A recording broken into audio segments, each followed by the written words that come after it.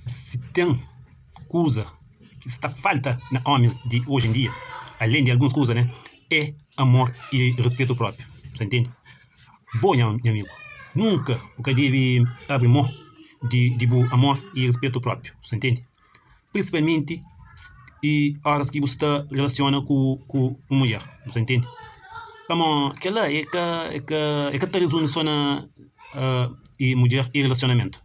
Boca pode deixar ninguém passa por aí, pisou, porque deve abrir mão, nunca jamais, de amor e respeito próprio.